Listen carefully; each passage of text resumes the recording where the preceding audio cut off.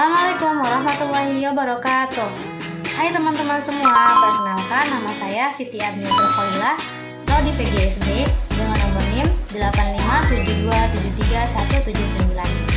Pada video pembelajaran kali ini saya akan membuat video dengan tema pelajaran sejarah Pancasila bagi generasi muda. Sebelum kita lanjut ke materi, kita perlu tahu dulu nih apa sih Pancasila itu. Pancasila merupakan falsafah negara dan ideologi bangsa. Pancasila ini berasal dari bahasa Sanskerta, panca yang berarti 5 dan sila yang berarti dasar atau prinsip. Pancasila berarti 5 dasar prinsip yang menjadi pijakan untuk menyelenggarakan kehidupan bermasyarakat dan berbangsa. Oke, sebelumnya kita perlu tahu dulu nih bagaimana sih perkembangan Pancasila dari masa ke masa dalam konteks sejarah. Perkembangan Pancasila. Masa revolusi fisik.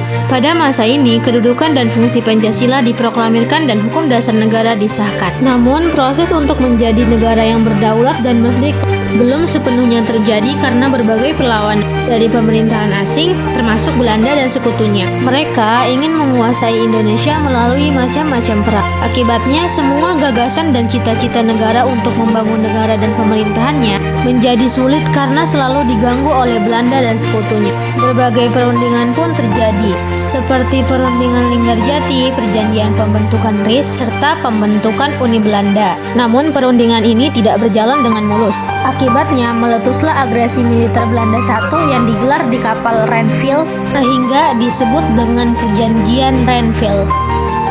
Tak hanya sampai situ, perundingan pun kembali dilakukan dengan diwakili oleh Mahroem dan Van Rooyen.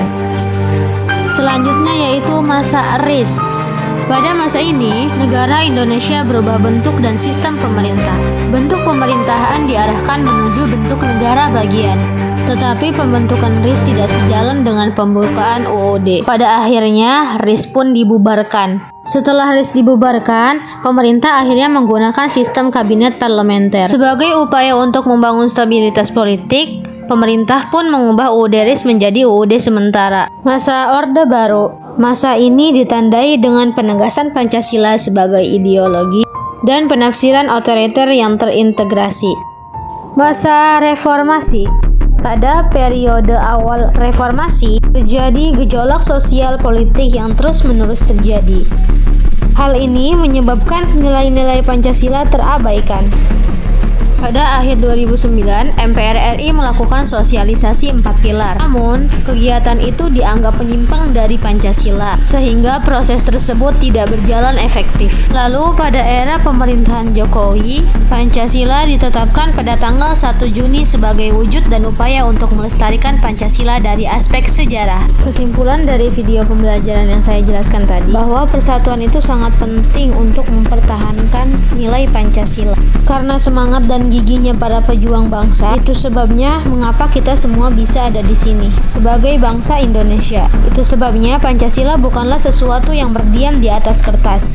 Pancasila harus hidup dalam dada, dalam pikiran, dalam tindakan kita sehari-hari, menurut Insinyur Soekarno. Mungkin itu saja yang bisa saya dapat sampaikan. Kurang lebihnya mohon maaf. Wassalamualaikum warahmatullahi wabarakatuh.